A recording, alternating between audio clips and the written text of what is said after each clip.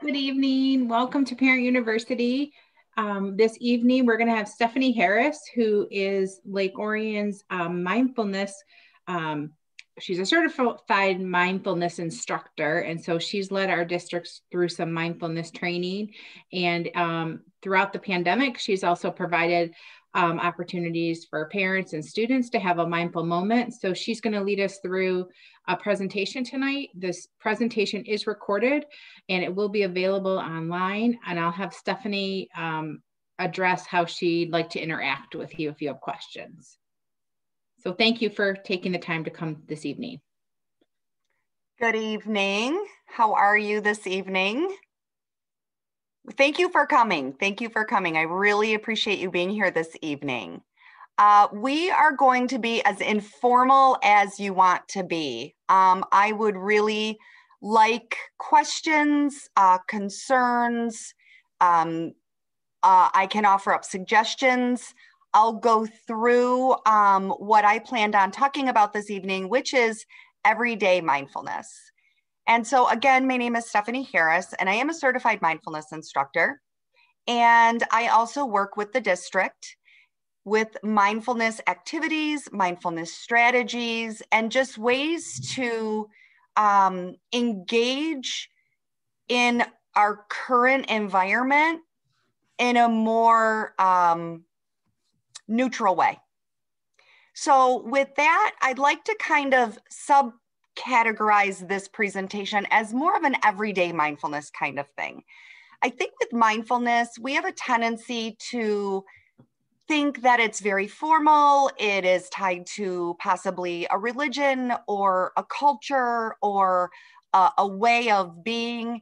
And mindfulness is actually something that we can experience throughout the day, all day, without being in that very formal kind of seated position that I'm sure that we picture with possibly a robe on, maybe levitating a little bit. I don't know.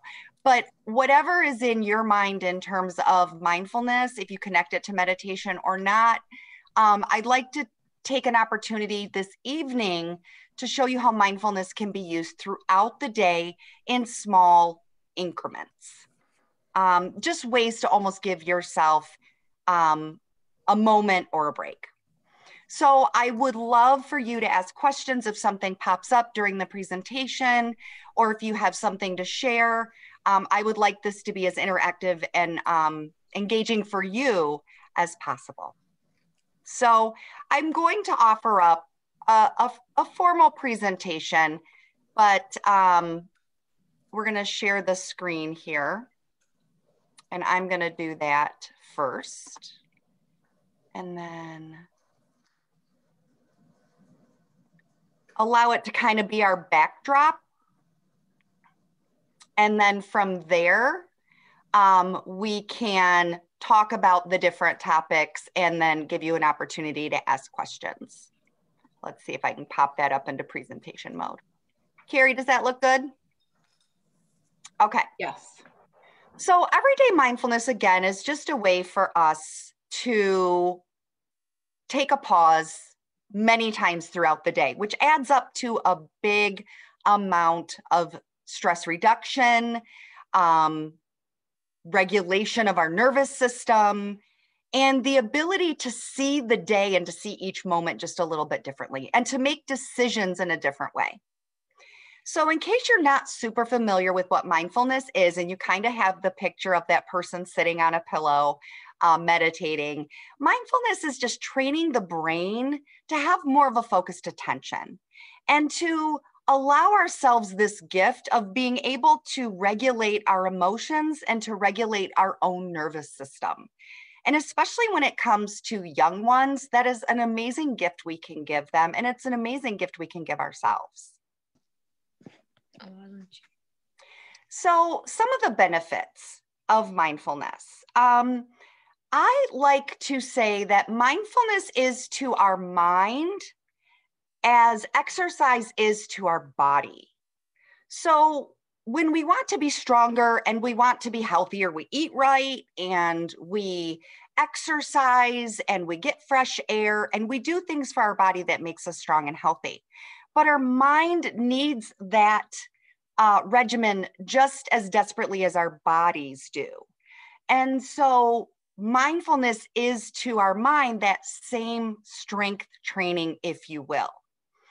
And meditation or mindfulness in more of a formal way is kind of that going to the gym every day, or going for a walk in nature, or taking a nap, or eating healthy food.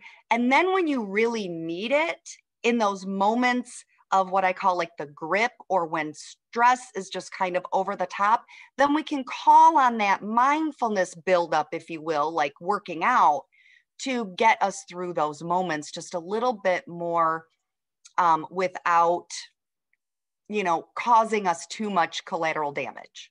Okay. So we have better focus and we have better concentration when we practice mindfulness. We tend to lower our stress levels. Blood pressure tends to be lower. We can self-regulate. And another thing about mindfulness that is different from just focus learning activities is that we tend to become more compassionate people. We become more empathetic towards our fellow people and towards ourselves especially.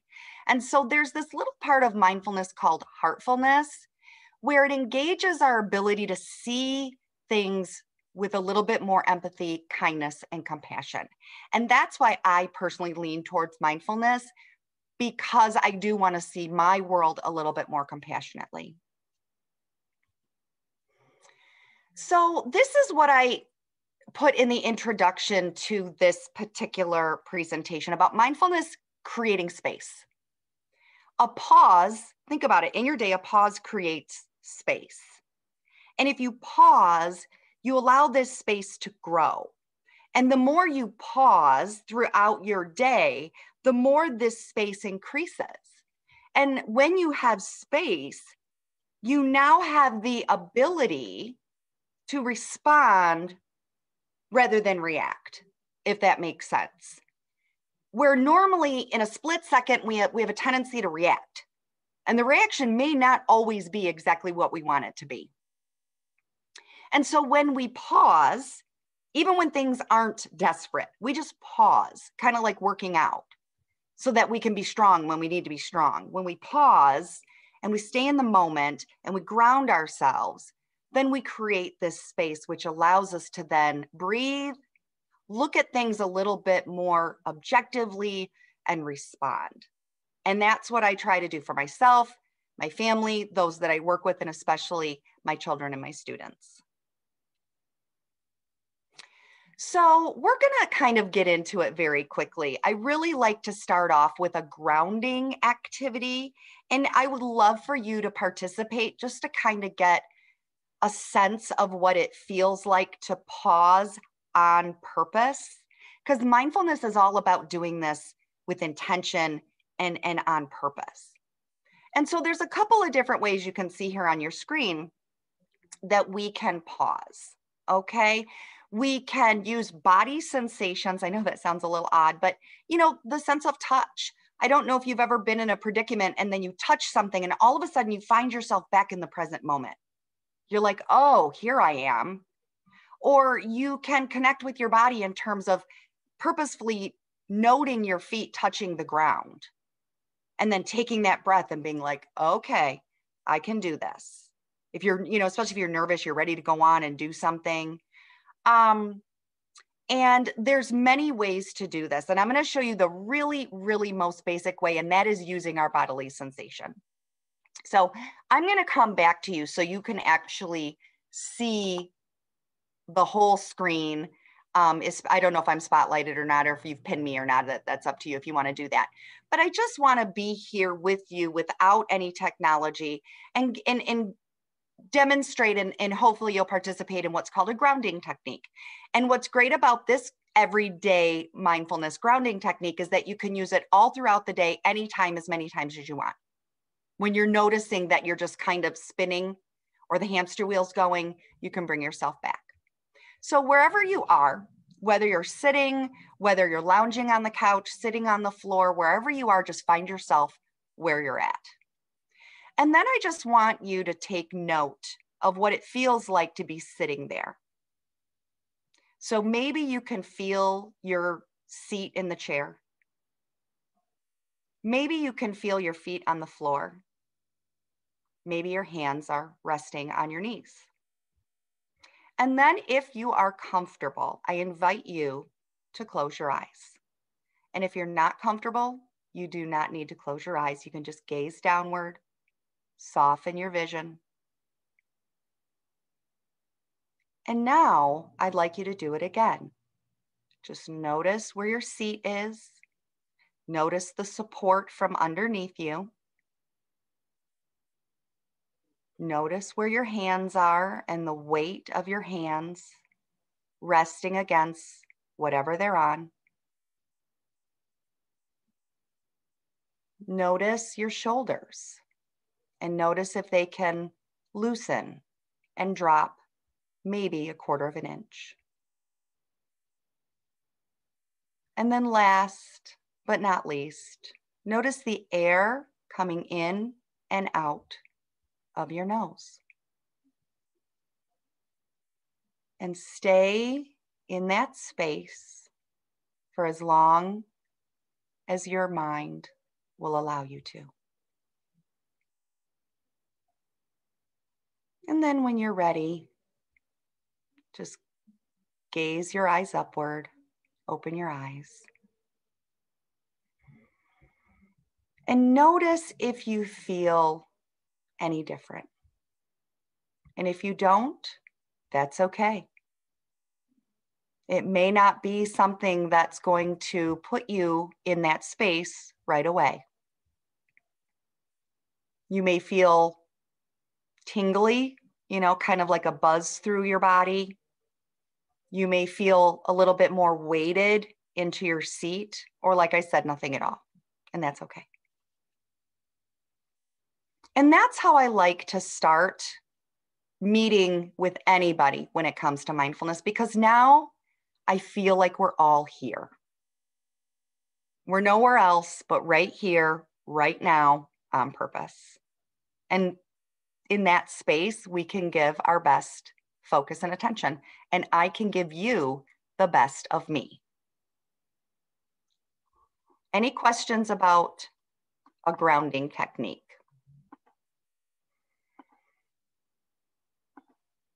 Okay, I'm going back to where we were. So there's a couple of people in the field that are very well known, and Jon Kabat-Zinn is one of them. And for everyday mindfulness, something that you can do, again, keeping with the theme of being very quick and easy, is the book Mindfulness for Beginners. He writes lots of books, but the one that I'm recommending this evening specifically for everyday mindfulness is Mindfulness for Beginners. And the reason I like the book is because it has just snippets. It has daily snippets. So every day is just one paragraph about mindfulness and the educational part of mindfulness, and then possibly some examples of what it looks like and how it works in your life. That's it. A quick page a day. And that's why I think this is a great book for beginners, and it's a great book for doing something quick with mindfulness every day or daily. Not every day, just daily. Because daily can mean 3 times a week, 4 times a week. But Jon Kabat-Zinn is the doctor who decided to take mindfulness and make it more secular and take its roots from the cultural aspects and the spiritual aspects, but put it in a more science-based form for us to be able to really learn about how it works in our bodies biologically, physiologically, and with the science. So great resource. He is a great resource. So a couple of other ways that we can put mindfulness into our day very quickly are what are called like mindfulness techniques or strategies. I like to call them quick go-tos. And this one called 5-4-3-2-1, or some people like to refer to it as 5 senses. That is another way that we can be very quick to take a pause, and it's a very systematic pause. So instead of just kind of grounding where we notice our feet on the ground, or where we notice like the sensation of touching something to ground us, we can use our 5 senses. And our 5 senses are really a great way to come back to the here and now, to come back to center, because our 5 senses are with us always. So what we have a tendency to do with the 5 senses, or 5, 4, 3, 2, 1 being a mindfulness strategy, is to take time before or after a moment of discontent. I don't always want to use the word stress, because we're not always stressed out, but there could be a time where we're noticing discontent, or we're just noticing that we're dysregulated. And so if we want to kind of bring ourselves back to a more neutral place, using our 5 senses. So again, if you would like to join me, the script is right there on the screen. And what we do is, again, we take an intentional pause. So we stop what we're doing.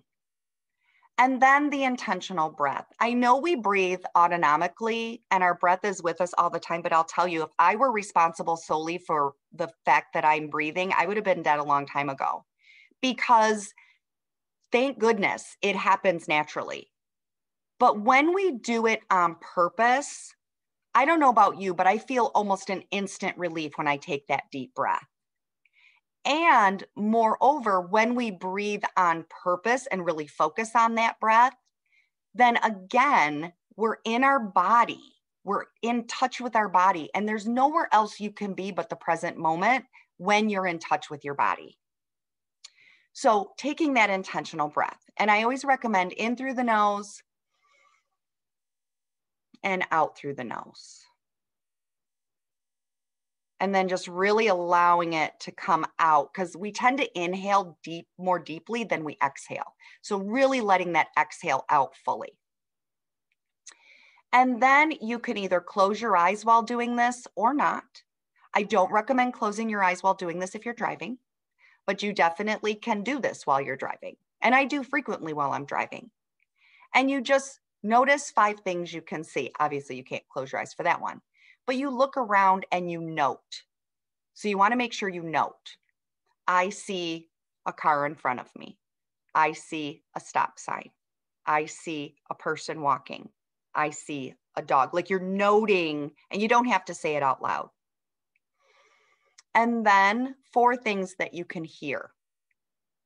So you may think you can't hear as many things as you can, but you will be surprised when you pay attention what you can hear, near and far. And so you just know, I always hear the ringing in my ears. I have tinnitus. I hear a car going by. I hear the rustling of the trees, and so on. And then 3 things that you can feel. And you can actually move to touch, the fabric of your clothing, the steering wheel, your dog laying next to you. 2 things that you can smell. And again, there may be only one, and that's okay. If someone's cooking chicken noodle soup and that's all you can smell, then that's what you smell. And then 1 thing that you can taste. It may be the gum that's in your mouth. It may be the fact that you didn't brush your teeth that morning and it's not so great, just whatever that taste is. But you're noting all of your senses systematically, which again creates that regulation of your nervous system and your emotional state. And you will get this PowerPoint, so you will have all of these accessible to you. So, and also these are very common practices in mindfulness that are very easy to look up. Any questions about that strategy? So this takes us to mindful movement. And we're not talking yoga. I laughed at my sister the other day. She thought she was going into one virtual exercise class and she ended up going into a yoga class. And she said, I didn't want to leave because I felt silly leaving because the instructor already said hello and noted that I was there. And she said, I almost died doing this yoga class. So we're not getting into mindful movement in terms of yoga poses or anything like that. But what we can do is we can use our body again for grounding. And so we can use very specific movements that will allow us to regulate, to put ourselves in a place that's a little bit more content, to keep our emotions more, how do I want to put it with emotions? Emotions are tricky. We don't want to disregard emotions. We don't want to bury emotions. We don't want to not honor the emotions that you are feeling. But mindfulness can give us a way to be with those emotions in a very safe space. So I tread lightly when I talk about emotions. So mindful movement is actually using our limbic system, using our parasympathetic system to manipulate our cortisol levels, to manipulate our stress levels, and to hopefully put ourselves in a space where we can then move forward with a little bit more stability. So the first one that I teach my students and my kids, especially young ones, they really are attracted to mindful movement. So if you're here for your youth, if you're here for your child or your student or your teen, mindful movement is a great entryway into mindfulness for them. And there are several that I do with my own kids or when I work with kids or when I teach. And the first one is called a basketball stance. And there's another name for it, but the kids relate to basketball stance because they see basketball players do this all the time. Standing on courtside, athletes will stand like this a lot. And what it's doing is putting pressure on your hippocampus area or your limbic system. And when you, and I don't mean push hard, but just literally the weight of my hands, pushing on that center, it all of a sudden creates a sensation of calmness, of regulation. And I know that a lot of athletes do practice mindfulness. And when you see them on courtside doing this, it's usually on purpose. And some people do this innately. They just know that this is going to soothe them or calm them. And so my kids do this a lot in class, and I teach them this. I like it. It's very comforting. It's oddly comforting. I know it looks a little silly, but it's oddly comforting. And then there's another one that I like to work with students. And I told you at the beginning, I'm going to give you lots of strategies. This is everyday mindfulness. You're going to walk away with all kinds of stuff. So stop me if I'm going too fast or if you're not understanding something. Another one I like to do with beginners that are hesitant to learn about mindfulness, like I said, mindful movement is kind of a nice gateway for them, is called 6 stations. And 6 stations is where we just do a little bit of stretching, especially when we're in front of the screen too much, when we're sitting too much. I know I am sitting way more than I have in years this last year. And so 6 stations, if you want to join me, you're literally accessing all areas of the axis of your waist and your upper body. So the kids like to do this because you can do it sitting down. And when I work with adults, they like to do this again because they're sitting down and they can do this in their chair, in their office, or in front of their screen. And 6 stations just requires stretching up. So you're going north. I tell the students, we're going north. And so we stretch. And then we're going south. I can't bend down because I'll hit my head on my computer, but you actually do a forward fold in your seat. And you kind of let your body just hang over your lap. And then we come back up. And then I say we go side or we go east and west. And then we stretch to one side and we stretch to the other side. And then I have them do a twist. And so I have them do a twist. And I purposely have them look behind themselves. And that's called noting what we do, especially when we're in moments of stress or dysregulation, we tend to live in our lizard brain or our amygdala. And our amygdala contains our fight, flight, freeze response. And right now, especially where we find ourselves, we're in a low grade state of fight, flight, freeze all the time. And that's why we're feeling this almost like undercurrent of anxiety that's kind of been moving throughout our year. And when I have the students or the people that I'm working with look up, look down, look side to side, and behind them, they're tracking. And when we track, we look up, are we safe? We look down, are we safe? Left and right, are we safe? Behind us, are we safe? And it says to your brain, your prefrontal cortex gets to say to your primal brain, we're okay, we're safe. So along with the stretching and the movement, we're also using our eyes to make sure that our environment is safe. And I know that sounds very primal, but we are still there. And when we're in moments of anxiety, we still need to be able to look around the room and detect danger.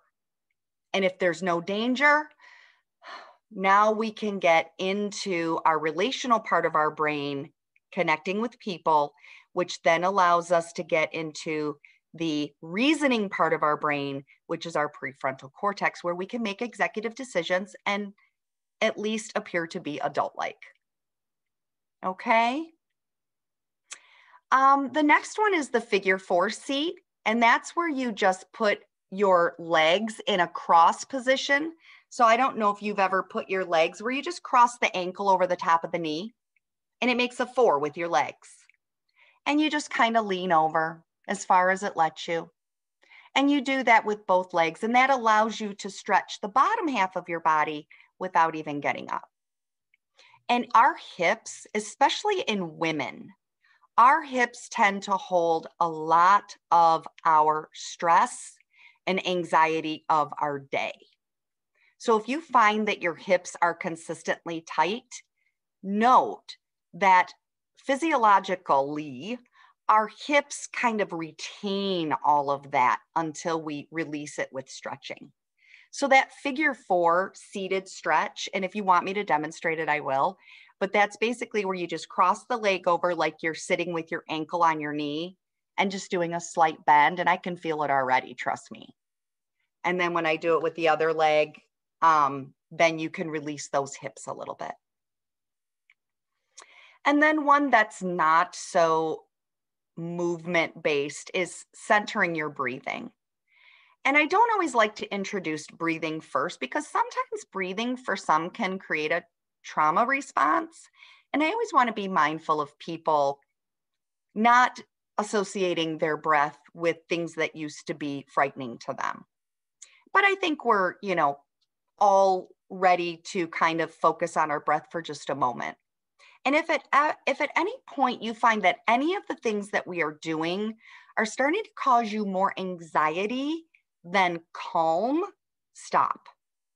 Nothing here. My goal is that you leave this evening feeling better than when you arrived. And if you aren't, then whatever it is that's triggering you or causing any kind of anxiety, just stop. Don't proceed. So centering breathing is where you actually just take note, just, putting your hand where your breath is. And then the other place that your breath has a tendency to go is your belly. And so putting your hand on your belly. And what it does is it allows you to feel your breath coming in through your chest, and it allows you to feel your breath coming into your belly. And so when you take in a nice inhale, when you feel your chest rise and then your belly rise, you know that your breath is getting to where it needs to be. And you can do this with your eyes open or closed. And then you just sit, you feel it go in your chest, and then your belly rises, and then your belly lowers, and your chest lowers. And if your belly isn't rising, your breath isn't going in deeply enough. Our culture tends to be very shallow breathers. We tend to breathe just to hear. And we rarely, if ever, get that breathing in deep into our belly where it gives us the most nourishment. So just sitting sometimes and just centering on your breathing can really and quickly give you some good results. Any questions about any of those strategies or activities? So one that is used quite frequently in the mindfulness world is called stop. And stop is when we want to reset. We notice that something is activating our system, whether it be our emotional system or our nervous system, or something is being activated. We use a technique called stop. And this increases the gap so that we can go from reacting to responding. And you can see in white here, it takes you through, and you can do this in a matter of seconds. And all you do is you stop what you're doing. You literally, if you're grocery shopping, if you're on the phone, if you're walking, if you're in an argument, you stop. And you on purpose, and you notice a lot of mindfulness is being very intentional and doing things on purpose. You take a few deep breaths like we just practiced. And then you observe the experience as it is, not how we want it to be, and not getting upset because it's not how we want it to be. You honor it for exactly the way it is. And then note your body's response to it. I'm getting tense. I'm getting angry. I'm feeling disconnected, disassociation. What is happening to your response in that moment? And then you proceed with what you were doing, and you can either just continue and reflect on the task at hand, or you can reflect on what you learned during that time. And I know it sounds a little complicated, but you just observe the experience as it is. This is not how I want it to be. And I don't know if you're familiar with the philosopher Eckhart Tolle. He says that stress is caused when you are in one place and you want it to be different. That is stress. So I'm here, but I want it to be here. That's the stress response. And if you can catch yourself in that stress response and observe the experience just as it is, you will be shocked at the instantaneous mindset shift. It is literally instant. And I've witnessed it, and it is such a sense of relief when it happens. And then you proceed, knowing that it is what it is. And yes, there are things we can do to make things different, but sometimes in that one stress moment, as long as you can just see it and honor it for what it is, learn from it, or just move on knowing that it is what it is, then you can decrease that sense of anxiety and offer yourself a little bit more contentment in the moment. And if we can string all those little contented moments together, you can see the larger benefit. So another thing that I think is very difficult, especially living in Michigan, unless you're a big winter person or a winter sport person, is nature. Through the years, some of us, not all of us, have really lost our ability to appreciate the benefits of being in nature. And I don't know if I have any hikers here or people who really like to be out in nature. but and now they call it earthing. I don't know if you've ever heard of that lately. It's called earthing. And it's where you actually connect with the earth by either sitting on it, being barefoot, touching it with your hands, sitting up with your back up against a tree, but actually making meaningful contact with nature. And they call it earthing now. There's a name for it. But going out in nature, and especially, mindful walking. So a lot of us like to walk. I love to walk. And doing it more mindfully can increase your benefits. So I know that's a lot to read there, but I know you're getting the PowerPoint. But steps for mindful walking entails you doing it a little bit more on purpose and with a little bit more intention. Noticing what your feet feel like when they touch the ground. Noticing what your knees feel like in the motion of the bend and stretch. Noticing the sights and the smells around you, the sounds. Actually being present while you're walking. And what tends to happen is we do it for a moment, and then we start to let our mind wander to what's happening, what's for dinner in the next hour when I get home, the conversation I had an hour ago that was a little upsetting to me, my to-do list that's waiting for me. But the most amazing thing about mindfulness is that you can start again at any moment. There is no such thing as perfecting mindfulness. It is a process. It is a journey. And our goal is to be mindful and to be involved in that journey and to be present in that journey as often as possible. And mindful walking is almost symbolic of that. We're on a journey. And so as we notice the steps we take, as we notice the swing of our arms, as we notice the breath in and out, we are more connected with that moment. But again, your mind will wander. Our minds were designed to think and to wander. That's just like your pancreas was designed to create insulin. Your mind was designed to create thoughts. We will never, ever stop the thoughts in our mind. That is not our goal in mindfulness.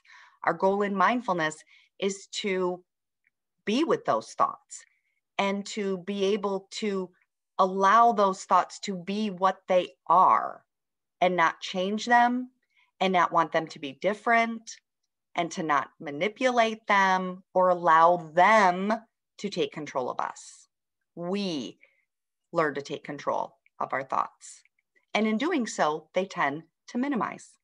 They tend to decrease in quantity, which is what mindfulness really is. It's not about completely creating a thoughtless environment. So mindful walking and just being in nature is definitely beneficial in mindfulness because it also takes you away. I don't know about you, but this is kind of a bad example maybe, but have you ever gone to someone else's house and even though you're in someone else's house, you feel really good because you know you don't have any obligations to do anything? It's kind of like that. When you're out in nature, when you're outside of your environment, you all of a sudden don't feel like you have to do the dishes, or you don't feel like you have to fold the laundry or answer the phone calls or the text messages or the emails. You get to just be.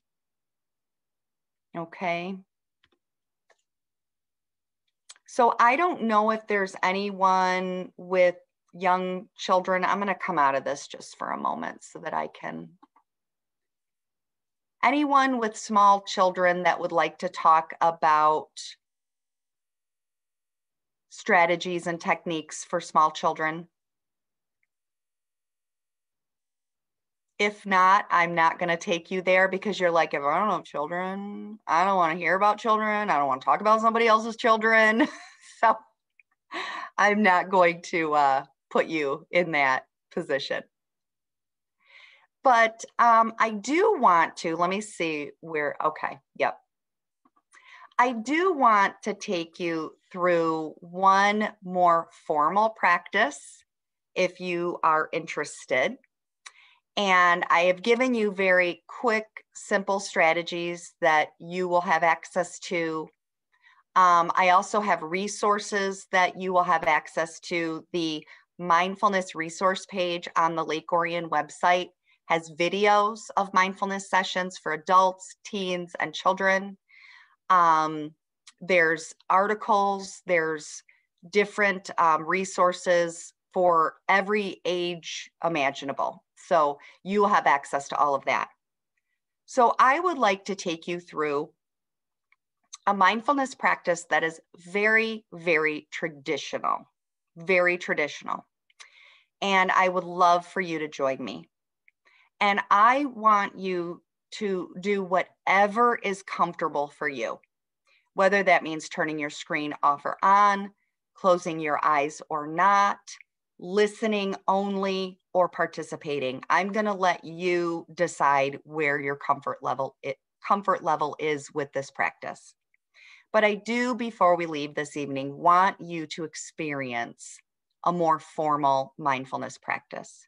Because in the end, everyday mindfulness is fantastic, and it's little bite-sized ways to get a bigger benefit throughout the day.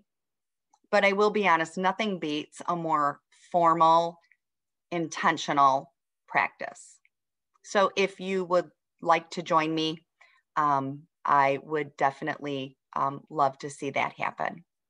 So however you choose to sit, whether you choose to sit in a chair, if you like to sit on the floor, if you're on the sofa and you like to cross your legs, however you choose to be here right now with me, the only thing I am going to ask if you're choosing to participate is just to sit up a little bit straighter. I don't mean militantly uncomfortable in the way that you're sitting, but just to be, I like to call it upright, but not uptight. So you're aware of your body, but you're relaxed and comfortable. And then again, your feet can be placed on the floor, your feet can be crossed, but just note where they are. And then your hands can be relaxed on your lap. They can be clasped, you can hold them or clasp them on your lap. And then your eyes can lower or close. And if you're deciding to keep them open, just soften your gaze.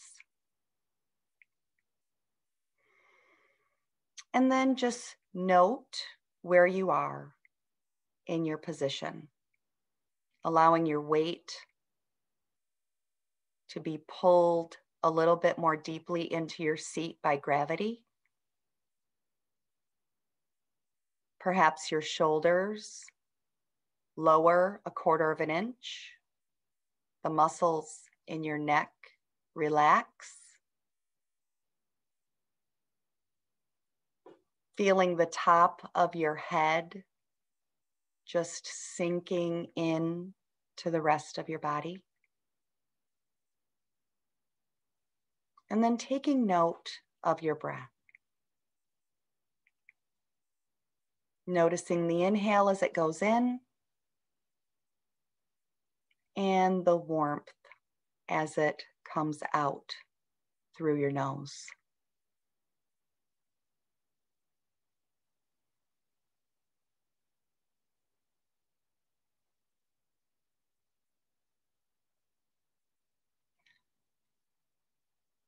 Now we're going to offer well wishes to various people, groups, including ourselves. This practice is known as heartfulness practice.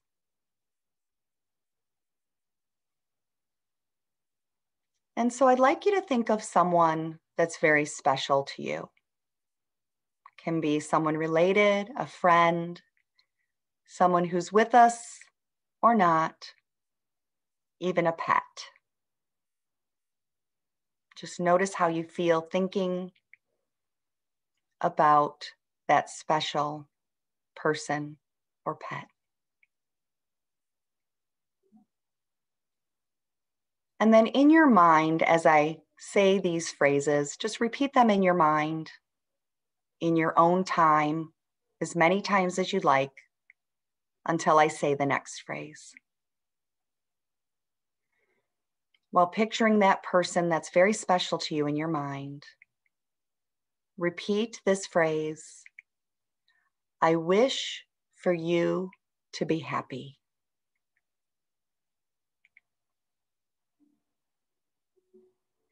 I wish for you to be peaceful. I wish for you to be healthy.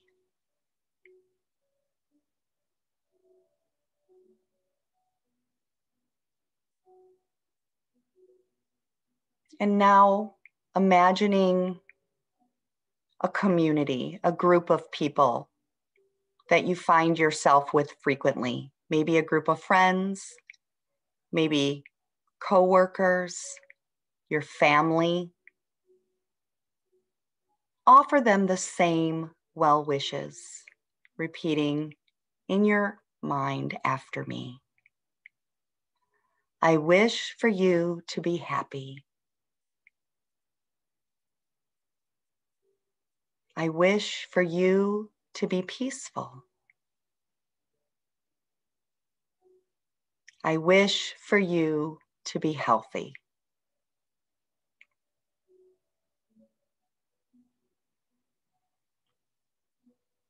And now imagining a globe of people, everyone that is included in humanity. Wishing them all the same wishes, repeating them in your mind after me. I wish for you to be happy. I wish for you to be peaceful.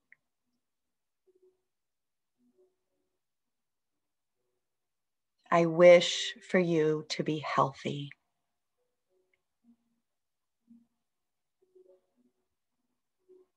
And now focusing on one of the most important people, turning inward to yourself. Taking a nice collective inhale and exhale, softening your shoulders. Repeating after me in your own mind. I wish for me to be happy. I wish for myself to be peaceful. I wish it upon myself to be healthy. And I wish to live without struggle.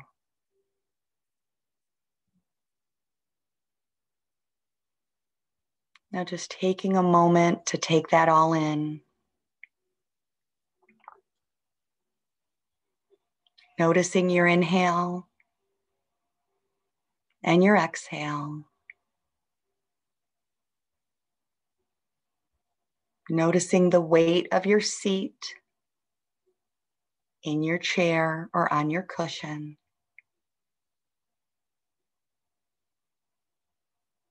Really taking in all of those well wishes that you sent outward and that you sent inward.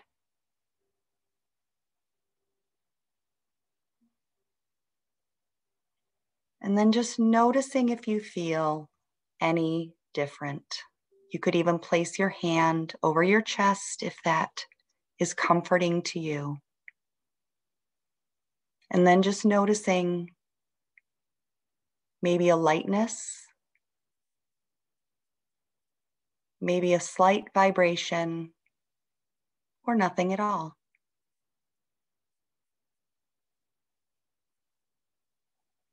And then slowly coming back to the room, noticing your environment, noticing the sounds around you, noticing the sensations in your immediate environment, and slowly opening your eyes, lifting your gaze. Welcome back. That is a more formal practice, and you can just take note. I'm not going to get into any more content because we want to really stay where we are. Hopefully it's a good place for you. Again, the resources that are available to you are on the Lake Orion webpage, and they will be in the PowerPoint that will be available. You can also follow on Twitter, LO Mindfulness for daily mindfulness wisdoms, if you will. And I would love to open it up to questions, comments, or anything you'd like to share.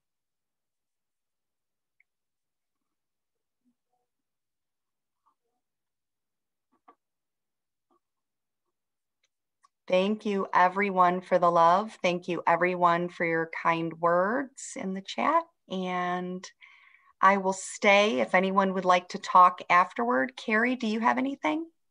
No, thank you so much, Stephanie, for taking your time this evening to lead us through those activities and give us, as your season, to give us a reminder of taking a moment to just ground ourselves. So we appreciate your time tonight.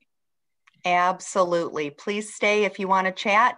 Thank you again. And I would love to set up a community group if anyone's interested where we can do this more often. I would love that. I would too. I'm gonna, I've been talking with a couple of people about it where we would set up, even if it's just through Zoom. Eventually one day we could actually meet in person and do it in person, like in a community center. I would love to get that going for our community. And I know we have a lot of support for that. Just had a quick question. I was wondering, do you guys do